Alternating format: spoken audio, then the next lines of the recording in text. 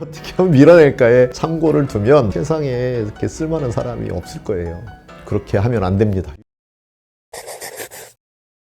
푸가 퍼실리테이터의 4가지 기술 중에 사람을 잘 아는 기술이 있다고 말씀하셨는데 특히 MBTI를 통해서 사람을 또 잘 파악할 수 있을 것 같아요. 퍼실리테이션과 MBTI를 아는 게 어떤 연관이 있을까요?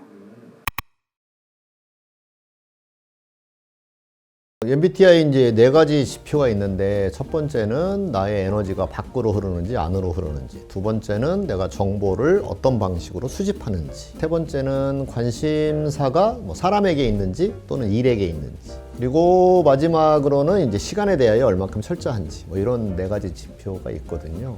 MBTI에 얽매이고 꼬리표를 달라 그런 뜻은 전혀 아닙니다. MBTI를 알면 좋은 게 뭐냐면 누군가가 나한테 질문을 했을 때 정보 수집을 구체적으로 하는 사람은 되게 구체적인 걸 물어봐요. 그러면 저분은 그런 성향이어서 구체적인 걸 물어보니 내가 대답할 때도 좀 더 구체적으로 예를 들어서 이렇게 설명을 해주는 게 좋겠구나. 또 반대인 사람은 되게 추상적인 걸 물어보죠. 의미를 물어보고. 그죠? 그러면 그런 사람에게는 의미와 본질을 말해주는 걸 좋아해요. 근데 반대로 하면 서로 소통이 잘 안 돼요. 그래서 저는 소통을 돕는 사람이니까 그런 MBTI 성향을 알고 그 사람에서 질문을 받을 때 그걸 딱 파악을 해서 답을 해주면 좀 더 효율적으로 정확하게 답을 해줄 수 있어요. 반대로 내가 물을 때에도 이 사람은 구체적인 걸 궁금해하는 사람이니까 내가 물어볼 때도 구체적으로 물어보는 것이 좋겠구나. 이런 것들을 판단을 내릴 수가 있는 거죠. 그래서 커뮤니케이션의 전략을 효율적으로 바꾸어 나가는 데 있어서 MBTI는 유용하게 쓰일 수 있다. 이렇게 말할 수 있습니다.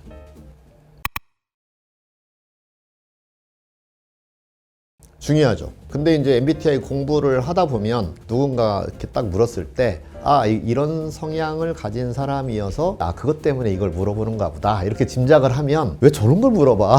라고 사람들이 이렇게 경계선을 긋는 경우가 많잖아요. 자기 스타일로 안 물어보면. 그랬을 때 이 경계선을 좀 완화시켜주는데 큰 도움이 됩니다. 예를 들어서 여행 계획 같은 걸 수립하는 워크숍을 하는데 J인 사람들은 되게 철저하게 계획을 세우려고 자꾸 그런 시도를 할 거잖아요. 근데 퍼실리테이터인 내가 만약에 P 성향이라고 하면 왜 저렇게까지 계획을 세우려고 하지? 하고 그 얘기가 막 듣기 싫어질 거예요. 근데 이제 MBTI를 알면 저분은 철저한 계획을 세우는 것에 안심을 하는 사람이기 때문에 그렇게 하도록 내가 좀 더 도와줘야 되겠구나 라는 마음이 열리게 되겠죠.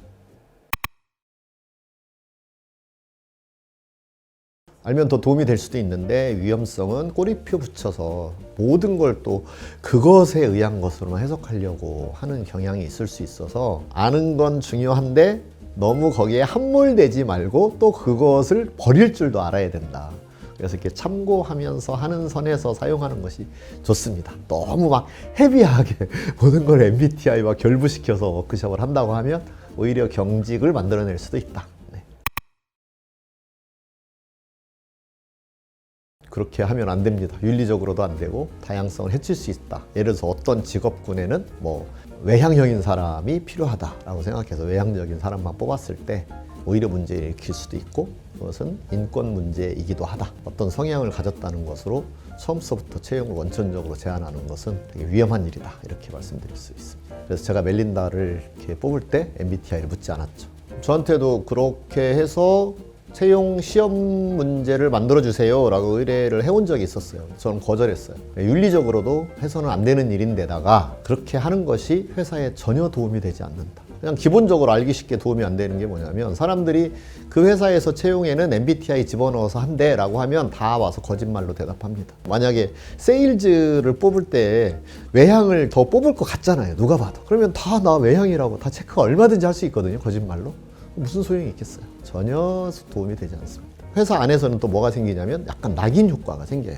쟤는 쟤, 꼬리표 붙여가지고 그 이상의 가능성을 전혀 살피지 않아요. 인간은 무한한 잠재력을 가진 존재이기 때문에 얼마든지 변신이 가능합니다. 그 선천적 기질이 변하지 않을 수 있더라도 그의 행동은 얼마든지 바꿀 수 있거든요. 그래서 위험할 수 있다. 정말 인간은 무한한 가능성을 가진 존재다라고 하는 생각을 가지는 게 되게 중요합니다. 근데 그렇게 하면 너무 사람을 파악하기가 어렵잖아요. 그렇기 때문에 뭐 MBTI도 좀 알아보고, 뭐 애니어그램도 알아보고, 뭐 버크만도 알아보고, 또 강점 그것도 알아보고 해서 폭넓은 지식을 가지는 건 필요합니다. 아, 사람은 이렇게도 볼 수 있고 저렇게도 볼 수 있고 이렇게도 저렇게도 볼 수 있구나. 또 뭐 옛날에는 성악설이냐 성선설이냐를 가지고도 봤고, 그러니까 인간을 바라보는 프레임은 정말 많아요. 그만큼 인간은 복잡한 존재다라고 하는 거죠. 근데 그냥 복잡하다라고만 해서 보면 보이지가 않으니까 그런 프레임들을 하나씩 대보는 거죠.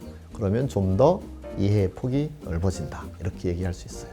하지만 그러고 나서 다시 해제시킬 줄 알아야 된다. 그러니까 뭐 MBTI로 말했을 때 계획적인 성향을 가진 사람만 계획을 잘 세우느냐? 아니에요. 저 진짜 P거든요.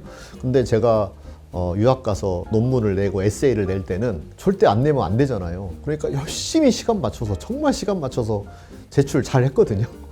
그러니까 뭐 P라도 그런 계획적인 일을 할 수 없는 건 아닌 거죠. 그래서 얼마든지 상황에 따라서 사람들은 적응적으로 행동할 수 있다라고 하는 걸 잊지 말아야 된다, 그런 겁니다. 더 폭넓게 이해하고 어떻게 도와주면 잘할 수 있을지에 참고는 많이 되겠죠. 어떻게 하면 도와줄까에 참고로 해야지, 어떻게 하면 제한할까, 어떻게 하면 밀어낼까에 참고를 두면 세상에 이렇게 쓸만한 사람이 없을 거예요. 네.